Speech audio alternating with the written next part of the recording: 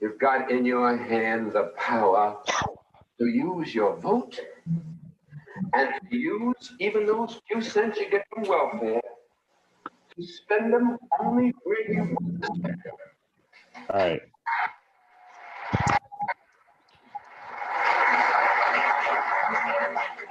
A young slave boy stood one day before the greatest ruler of his day. God said to Moses, "What's in your hand?" And Moses said, "Lord, only I've got a stick, that's all." He said, "Well, let me use what's in your hand." And God used that slave boy with a stick in his hand to divide the Red Seas, march through a wilderness, bring water out of rocks, manna from heaven, and bring his people to freedom land.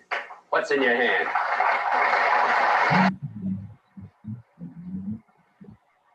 What's in your hand?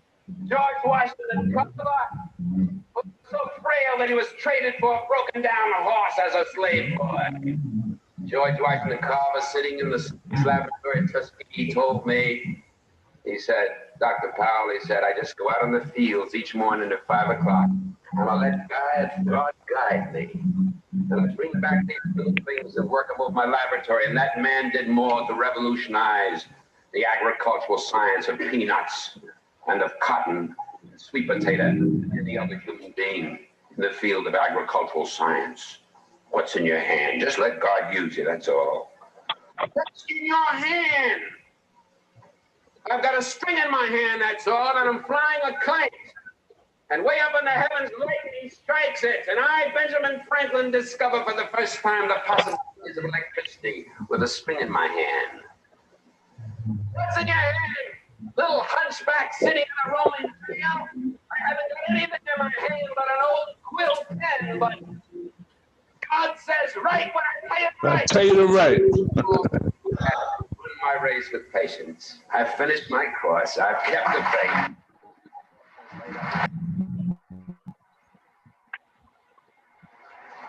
What's in your hand, little boy? All I've got is a slingshot.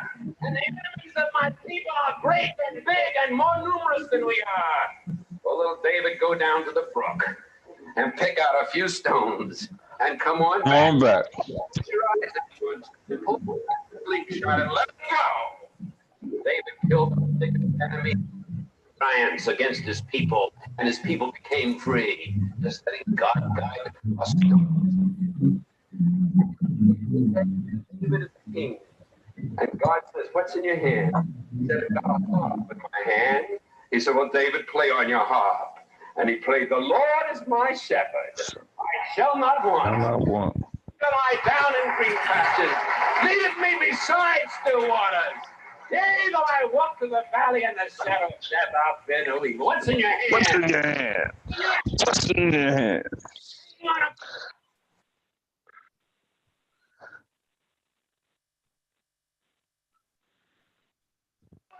I know, if thou withdraws thyself from me, whither shall I go? And that man, with 2 nails in his hand, split history in half, BC and AD. And what's in your hand tonight, people of Cambridge? You've got God. God is it. He'll let you win. And one with God, always in the majority. And talk with them and stick together. And with God's hand in your hand, the victory will be accomplished here sooner than you dreamed, sooner than you hoped, sooner than you prayed for, sooner than you imagined. Good night and God bless you. Ladies and gentlemen, my name is Rick Young. This is another segment of What's in Your Hand. You just heard that magnificent speech, talk, lecture, sermon by Reverend Dr. Adam Clayton Powell, Jr., who now is officially my brother. And I want to thank him for that magic that he created. And as we know, today is Easter. And this is the day that the Reverend Dr. Martin Luther King Jr. was murdered, assassinated. To kill a man like that, well, I'm gonna talk today because I have a magnificent guest by the name of Robert E. Criner, also known as Mr. Enthusiasm. He's the author of a book called Sharing a Vision for Positive Self-Development and How to Keep Yourself Motivated and Win at the Game of Life. Ladies and gentlemen, Mr. Robert E. Criner. Good afternoon, Robert. How are you doing today?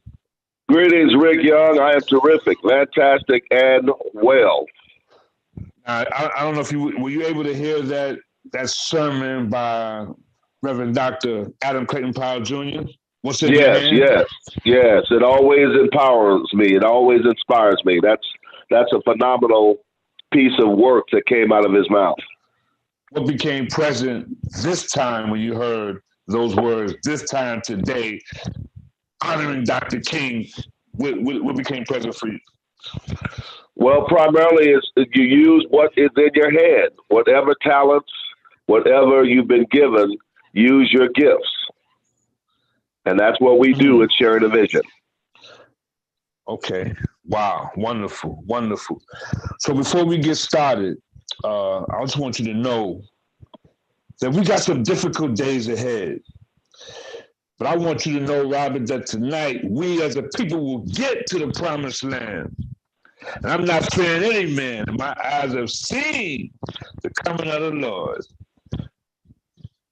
Wonderful words from you know who, Reverend Dr. Martin Luther King Jr. That powerful. When you hear those words, what becomes present for you, Robert? Well, number one, the anointing of the Creator upon Dr. King. And he did actually see what we didn't see, and what has come to pass is his prophecy. Now, the key is what are we doing with the talents, the gifts, the energy that's here among us right now? What are we doing with all of that? And I'm sure we'll get into that a little bit today. Yeah. Wow. Now, what did he mean by "I've been to the mountaintop"? What did he mean by that? Well, I've been to the top. It's in my opinion. He had gone as far as he could go, and he could see. And like Moses, he saw what was in favor of the human condition. So it's a powerful moment. If you look at it on video, you can see it's almost a halo around him. You can see that he already knows what's ahead. And of course, on this day, many, many years ago, he was murdered, assassinated. What did he mean by "I've seen the promised land"? Well, again, as Adam Clayton Powell said, one with God is a majority. And so when you're one with God, God gives you a vision to see. Not just with your natural eyes, but with your third eye. Tawike was telling me telling me about that same thing yesterday. The same exact thing you're saying right now. Tawike. Ms. Tawike B. Anderson. Yes. She's phenomenal. I love her. Yeah. Yes. Now y'all on the same page. She said the same thing to me. Now you saying the same thing to me. What's going on? It's that time. It's that time, Rick. Okay. Wow. Wonderful. So there was another speech that Dr. King did. It was called a drum major instinct. Watch out now. Within that speech, though, was another speech, a speech within a speech. And that part was called "To Serve." Yes. And he said, if you want to be great, wonderful. But recognize that we all have the power to be great. We all have the power for greatness because we all have the power to serve. Yes, sir. If you want to be great, you see, you don't have to know Einstein's theory of relativity. He said you don't have to know the second theory of thermodynamics and physics. You only have to serve. Have a heart of grace. those were some of the most beautiful words I ever heard come out of a person's mouth. Right, I agree with you. If you want to be great, Robert, serve. Yes, yes. I asked a guy one time, was he a servant? He got offended. He got offended. He was working security. And I asked him, was he here to serve? He got offended. Ain't no doggone servant. So there's a lot of people that don't know, Robert, that how powerful it is to be a servant. Absolutely, I agree. On our website, IamSharingAVision.com, we have one of our seminars and workshops is dedicated. It's called the Gift of Service. The Gift of Service. And it exposes an awareness to the participants so that they can come to an understanding of how and why we're here on this planet. And we're all here to serve. Once we discover our talents, our gifts, our purpose, our dharma, then we are to lead with that and serve humanity. Right. So there's someone else. I don't know if you're quite familiar with them, but they also talked about service. I think they went by the name of Jesus. I don't know if you're familiar. Yes. Mm-hmm. The Christ. Right. Yeah. Now he talked about he came here to serve, didn't he? Wasn't he a servant? Right. Right. He came that we might have life more abundantly. Okay. All right. That's what I'm talking about. He was the ultimate servant and sacrifice too. Also, yes, as Dr. King sacrificed. Yes. Yes, certainly. So, wow. So what does this day mean to you? We're honoring Adam Clayton Powell Jr., Reverend Dr. Adam Clayton Powell Jr. We're honoring Dr. King. We're celebrating Easter. And we're talking about Jesus. We're putting all these wonderful people together and honoring them. What it means to me is that it's resurrection. It's a resurrection experience. You know, the fact that you have to be open-minded to arising and taking up your bed and walking. You have to be arise in your mind, building your awareness to the point where you accept the mission that you've been given. You know, that's where it is. So it's a resurrection experience. It can't just be so we can, so our kids can go and find eggs and the bunny and all of that nonsense. It has to be a spiritual experience of awakening. And so that's where we, at Sharing a Vision, that's where we push the envelope. In fact, we're speaking at a couple of churches this afternoon and then in this evening. And that's the message. It's called the Resurrection Experience. Mm-hmm. How does someone, Robert, become a spiritual champion? They, in my opinion, you open up your mind. You have to come humble and say, I'm ready. God, I'm ready. Great Spirit, I'm ready. Yahweh, I'm ready. Jehovah, I'm ready. You got to open your mind and allow that Spirit to move in you, through you, around you, below you, above you. And it takes on its own natural spiritual abundance, as we like to say. But you must, number one piece is you must be open to being a spiritual being rather than a human being having a spiritual experience. Okay. Well, I mean that. I think that's pretty profound. Now, Dr. King said that we've got some difficult days ahead. Now, we have been experiencing some difficulty dealing with a pandemic, that's something that hadn't happened since the 1920s. They had the 1919 when they had the other pandemic. Now here we are experiencing another one, 2020, 21. I mean, we're dealing with some difficult days. Can you speak to that, Robert?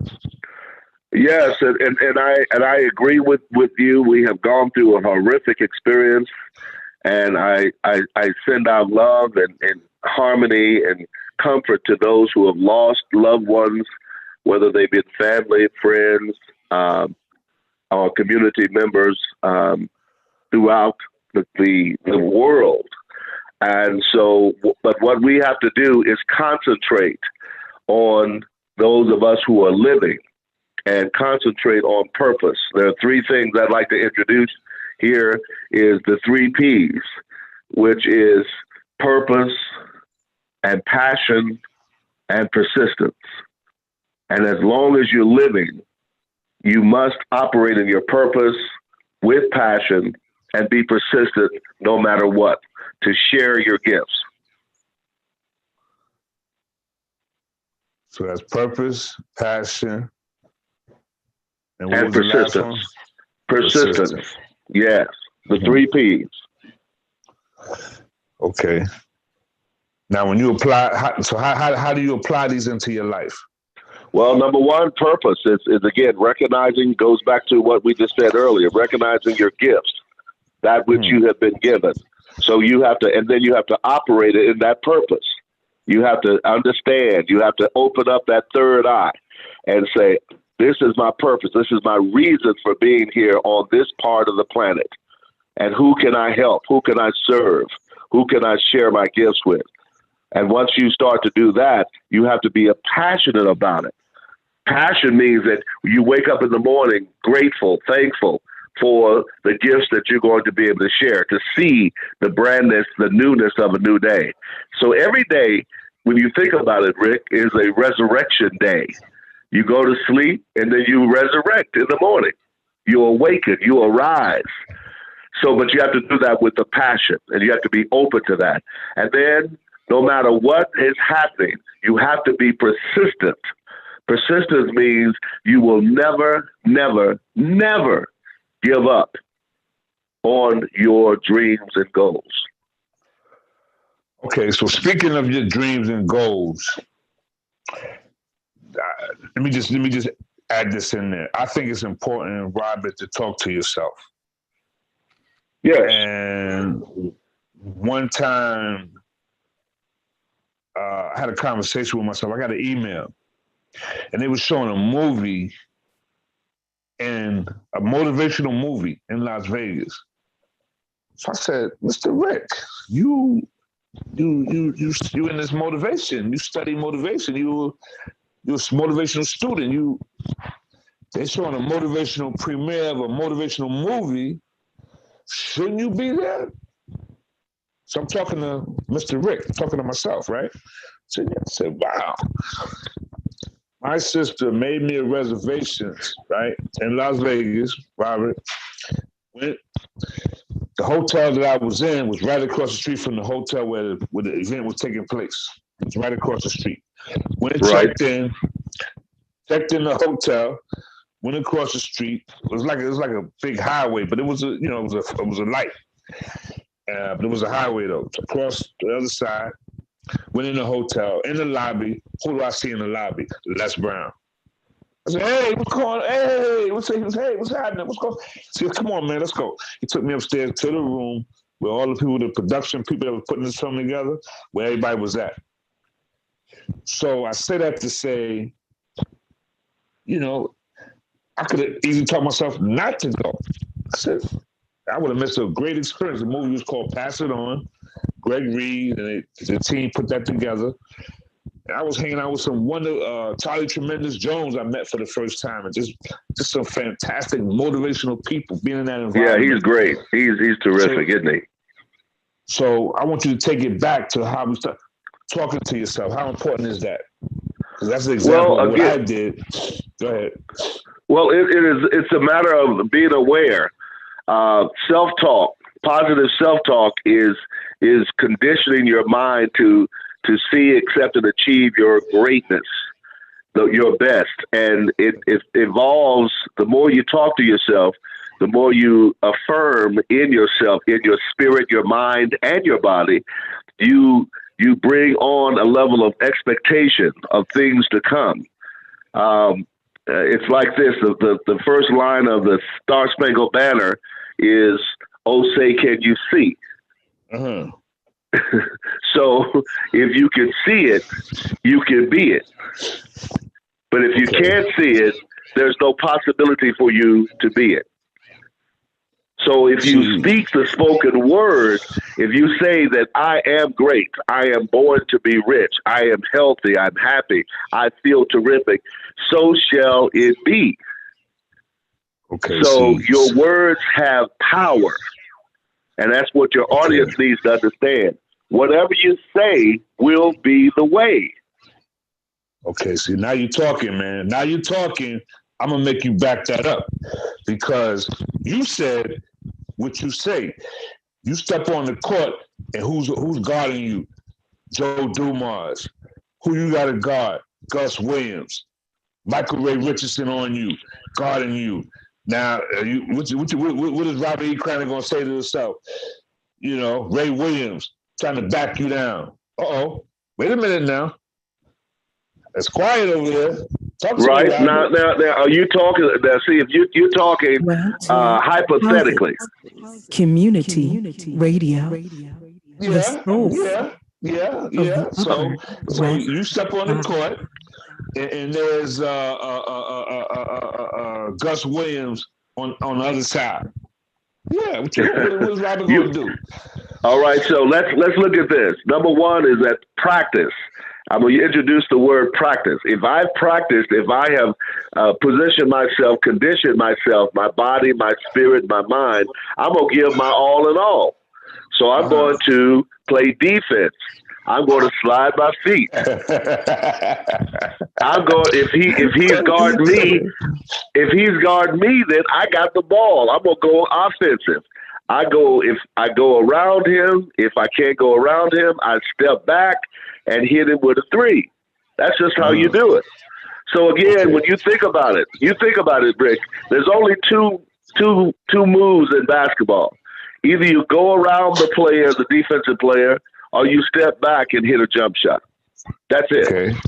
Okay. It's that simple. Okay. But if you have practiced, now again, let's go with this word practice. If you prepared yourself, if you conditioned yourself to succeed, then you will succeed. Okay. See, I'm gonna see. Now, see there. See, you just said something. Practice, succeed. I'm gonna give you one of the best defensive players in the NBA. That's pretty much, he was like a top-notch defensive player. Coming down the fast break, he's coming down and try to stop the man. The man takes off in the air and he ducks because Julius Erving flying over and slammed it over his head. So now, what kind of preparation you going to do? Michael Cooper was one of the best defensive players in the world. When Julius Erving came, he had to duck out the way. When Julius Erving went up in the air, he ducked and that's why, and that's why Michael Cooper. That's why Michael Cooper is alive today, because he ducked. But the reality of it is that it always happens. It happens to the best of us. I mean, years ago, I used to play in Pro-Am in Dallas, Texas, and I'll never forget Karl Malone actually dunked on me, and I did the same thing that Cooper did. I just tried to get out of the way. That's all I did, and then you live for another day. Yes. Yeah. Because Cooper, it's gonna happen. It's gonna happen. We know he was a great defensive player. We know this. We know Michael Cooper could play some defense, but in that play, coming down the court on an angle, he had the angle.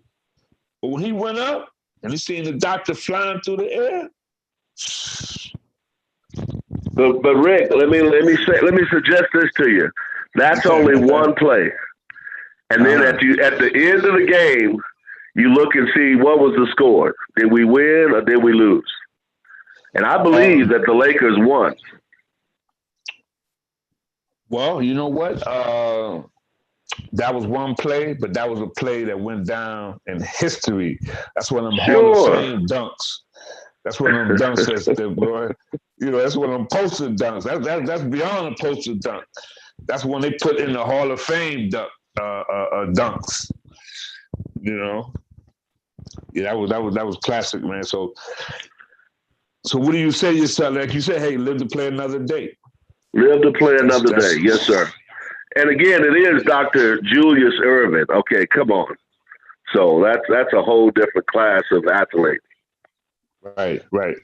So the other thing is that when Julius won his championship, when the Lakers, when Magic Johnson, Kareem, when they won the championships, they never won it by themselves. Michael Jordan did not win a championship by himself. LeBron James did not win a championship by himself. They had a team with the New York Knickerbockers and Red Holzman. They won that team. They won a championship. They had a team. The other thing, they had a coach. Red Holzman was the coach for the New York Knickerbockers. Earl Monroe, Walt Frazier, Willis Reed, you know, Phil Jackson, all these guys, Bill Bradley, David Bush, a team, right? But when we talk about the game of success, people try to do it on their own. And it's a team sport. Success is a team sport. Can you speak to that, Robert? Well, I have a different formula, but I will say yes to the team that you need people to succeed. But I would limit the number of people that I would be working with, and that is 2 or 3 individuals. And this is a spiritual theory that I've been working for over the last 30 years, where you get 2 or 3 like-minded individuals and work with them. You don't get 15. You don't get 20 something. You work with 2 or 3 like-minded individuals. Therefore, you can get more done, more accomplished. And when there is a challenge, when there is a problem, you can identify where it comes from in terms of communication. But I certainly believe in team building. Well, in the game of basketball, there's 5. Yeah, I don't think 5 is too many. Well, but again, in the game of basketball, yes, but in the game of life, See, again, the key to our book, How to Keep Yourself Motivated and Win at the Game of Life, it basically is talking about business success, community success, family success. It's not talking about basketball success. Mm-hmm. Nor football success. But again, you need 2 or 3 like-minded individuals to help nurture you, to help coach you, to help manage you, to be your best. Okay, so how to keep motivated and win at the game of life. There are principles in the game of basketball that you could use that could help you achieve in life. Would you say that? I would agree with you. Yeah. But let me say this to you, Rick, in terms of basketball. Let's say this. Anybody can make free throws in the first half. Anybody can make a jump shot when the game starts. Right. But what do you do on the second half? Okay? That's when you know what a player is a real player or not. Uh-huh. Yeah, when the legs are tired, when the arms are tired, are they in condition? Can they run the floor with the same power and passion and the same persistence that they did in the first half? And that's one of the things that show up on the basketball game, because sometimes your arms just don't have it. But it's a mental thing. You got to be mentally tough. You got to be mentally ferocious. You got to want it so good, not want it so bad, but you want it so good that you achieve your goal. Okay. So I'm gonna give you another scenario. Here you are on the court. On the other side is a guy by the name of Michael Jeffrey Jordan. He's at his best. He's at the peak of his career. He's scoring 50, 60 points a game. You guard him. What happens? Well, you do what Detroit did.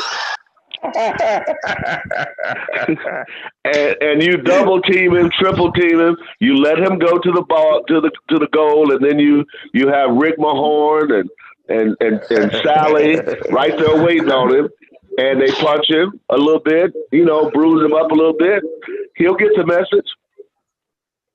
Yeah. You don't try to guard it one-on-one. Who's going to guard it one-on-one? Come on now. Come on. You're talking about the greatest of all time in basketball. But see, then he went to the weight room. He did some weight training. He got stronger, right? He started to pass the ball a little bit more too. He learned that he had to give the ball up a little bit. Right. So his assist game went up as well, because that goes back to what you said about team sports. Yeah. You gotta be able to pass. You can score 40 every night, but if you don't have any assists, you haven't played team basketball. If you don't have any rebounds, you hadn't played team basketball. I know of a guy. There's only one who led the league in assists and scoring in the NBA in the same season. Assists and scoring. Now, come on. Only one has ever done that. I'm gonna let you call his name. You know who he is. The Big O? No. Mr. Frazier. Can you speak to who that was, Mr. Frazier? So is that Oscar Robertson? No. Sorry, go ahead, Doug. Huh? Tiny Archibald. Okay. And by the way, Robert is right. Michael Jordan stayed motivated. That's why he was the weight room and basketball boy. He got motivated. Right. All right. Wait a second. He was motivated when it started.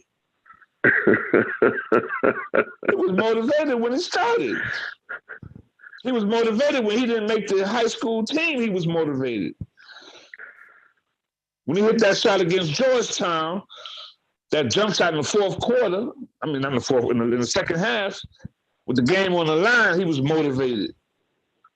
So, he was already motivated now. Michael Jeffrey Jordan. He had something to prove there. So, Mr. But how many times do you think he practiced that jumper though? Well, we know. They said this is what I wasn't there. I wasn't there, but I heard that he put that work. He worked hard, just as hard. He put the work in. Yes, sir. Yes, sir. He worked just as hard in practice. Practice. We talking about practice?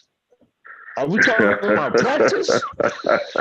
I heard that he put just as much work in practice than he did in the game sometimes. They said some of the stuff that he did in practice, if you ever saw him in the game, it would be incredible. This is what I heard.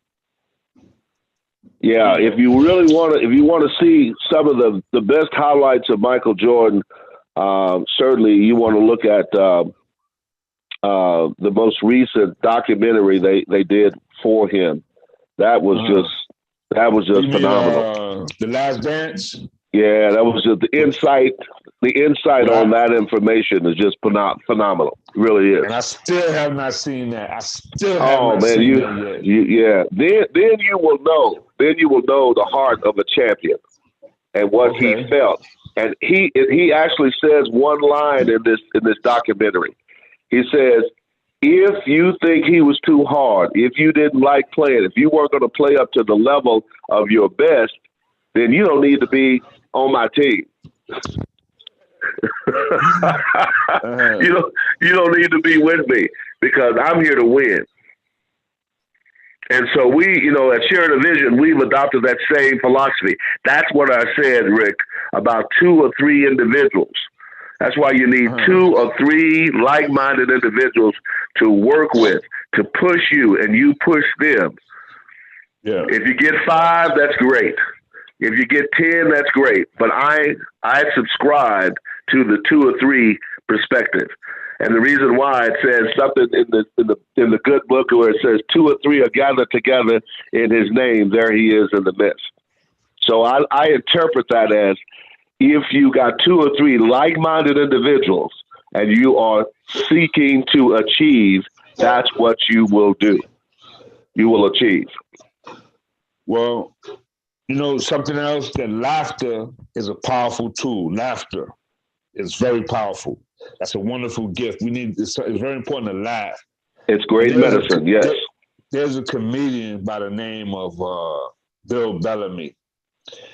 This guy is an excellent storyteller. Excellent storyteller. He was telling a story. I believe he was in California, and Michael was, I think he's making a comeback. Michael Jordan was making a comeback, and Warner Brothers built him a state-of-the-art facility, massage, basketball court, everything, food, you name it. I mean, they built him a beautiful studio. So Michael invited Bill Bellamy to come by the place with these guys, excuse me. And so he was playing.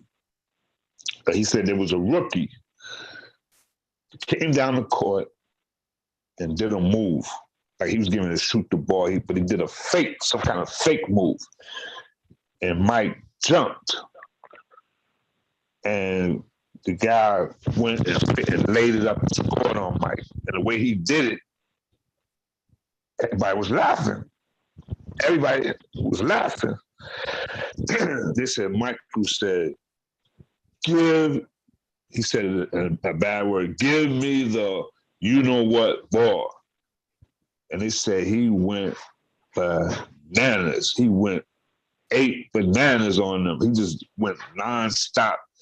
I'm gonna send you the video. It's the way Bill Bellamy tells it is so. Every time I listen to it, it had me laughing. But he went bananas. After that, we talking about practice. Practice, absolutely, yeah. So if you look at the last, that's why you owe it to yourself to look at The Last Dance. If you look at The Last Dance, you'll see B.J. Armstrong make a mistake by trying to clown Mike. You'll see other people trying to make their mark on Michael Jordan, and Michael Jordan he always looks for an edge. Always look for an edge to build upon his component and his opponent and make himself more competitive and even more better than he was.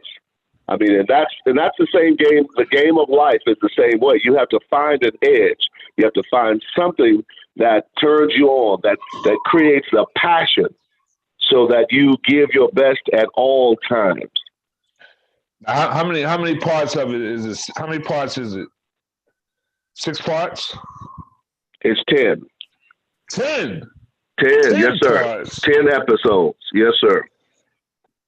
So wait a minute, because my guy there, Mr. Frazier, Rucker, Rucker extraordinaire, played in the Harlem Rucker, played with Joe Hammond, played with Gus Williams, played with a lot of great players there. And 10 episodes. So so Doug, he's got the league pass. I'm saying league pass so he could watch basketball games, like all the basketball games that come on. He can see all the games, repeats of the game. Every game he's got league. You familiar with league pass, Robert? No, I do not. Yeah. So he's got league pass. So he's in basketball heaven, right? So is he watching the current basketball right now? Hey, Doug, is current, and can you look back also, Doug? Yes, you can look at the current games and you can look back at the game just for this year. How far? Just for this year? Correct. So So you can watch it for the whole, everything that happens this year. You can go back and see every game from this year. Yeah. Up until the current. Up until, until from the first game that started in preseason, you go all the way back to preseason. I can go back and look at all of those games. Yeah, I can look back and see any game that was played in the NBA. I can go back and watch it. It's not for everybody, but what can I say? Right. So, Robert, I'm telling Doug, I need me a motivational lead pass.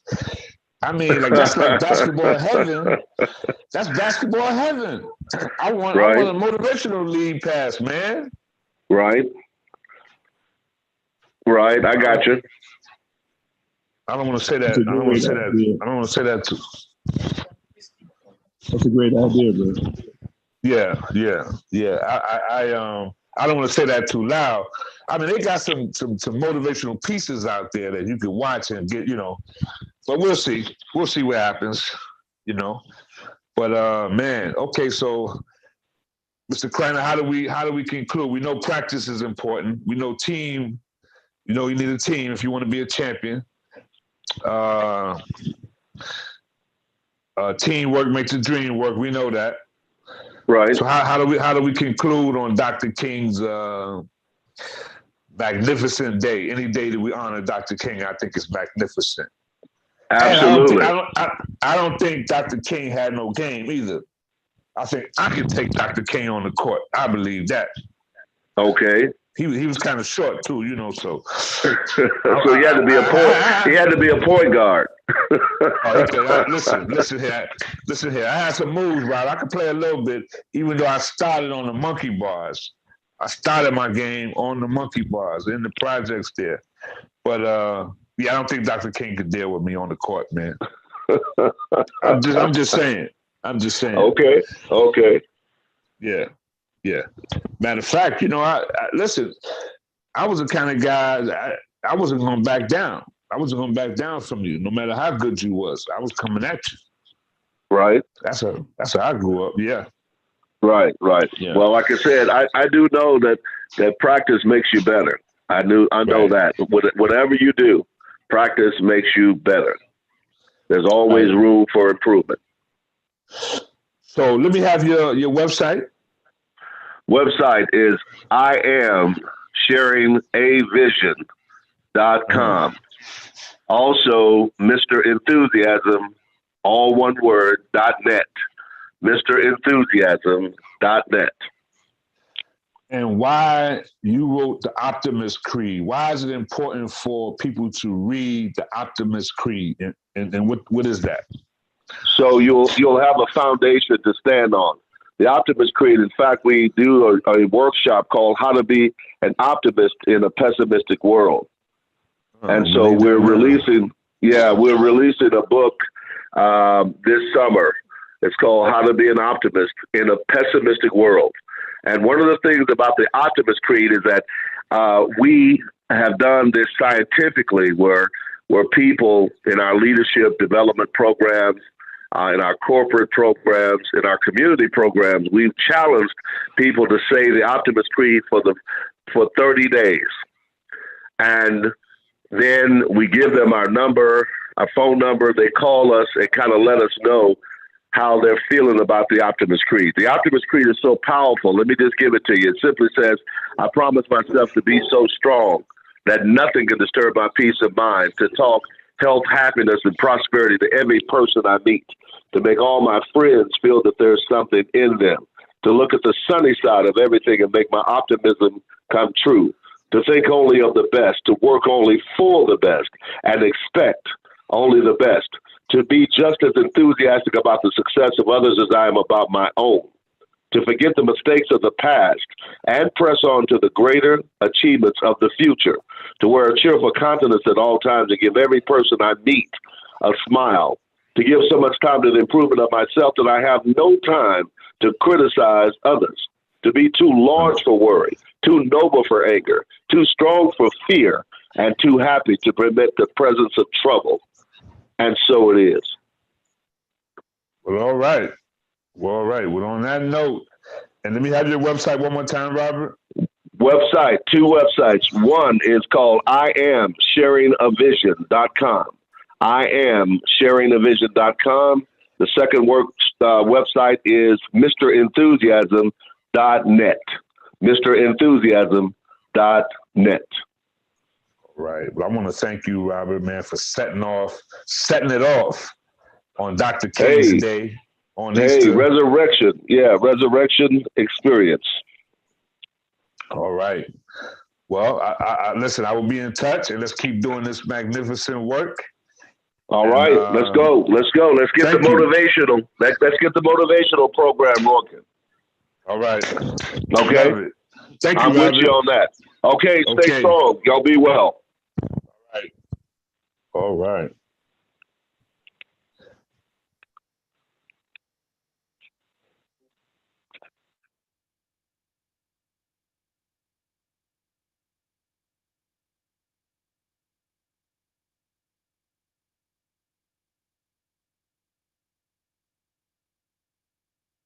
I haven't got work, but you're a human being. And you know what you've got? You've got in your hand the power to use your vote. Use even those.